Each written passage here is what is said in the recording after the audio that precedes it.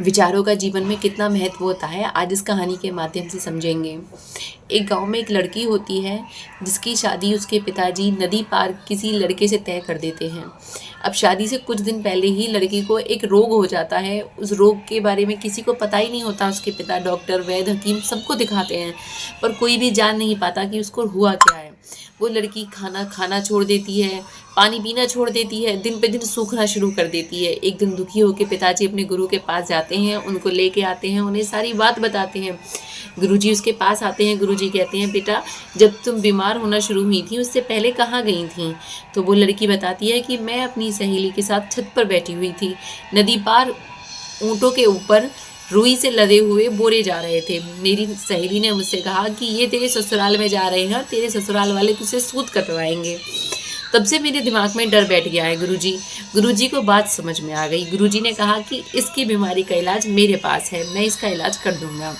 गुरुजी ने कहा नदी पार जाओ, वहाँ पे पत्ते इकट्ठा करो और उनमें आग लगा दो, बस तुम्हें इतना करना है, बाकी का रोग मैं ठीक कर दूंगा। वहाँ पे कुछ लोग जाते हैं, सूखे पत्ते इकट्ठा करते हैं और उन पत्तों में आग लगा देते हैं।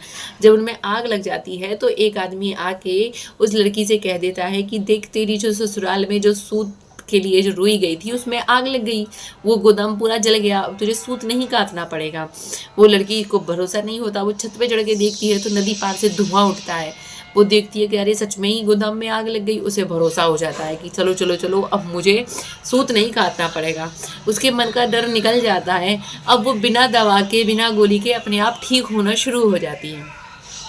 उसके पिताजी गुरुजी के चरण पकड़ लेते हैं। गुरुजी, आपने तो ऐसा क्या कर दिया जो मेरी लड़की ठीक हो गई?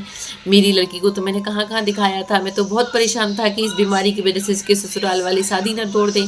गुरुजी ने कहा, बेटा इसे कोई बीमारी नहीं थी, इसके मन में एक विचार जो था वो घर कर गया था। वो विचार ये था कि इसके ससुराल वाले से सूत कटवाएंगे, जिसका ये किसी के साथ बता नहीं पा रही थी और अंदर ही अंदर मन में डरे जा रही थी, घुले जा रही थी। अब वो विचार जल गया। इसने देख लिया कि वो गोदाम जल गया, तो अब मुझे सूत नहीं काटना पड़ेगा, तो इसकी बीमारी बिना रोग के ठीक हो गई।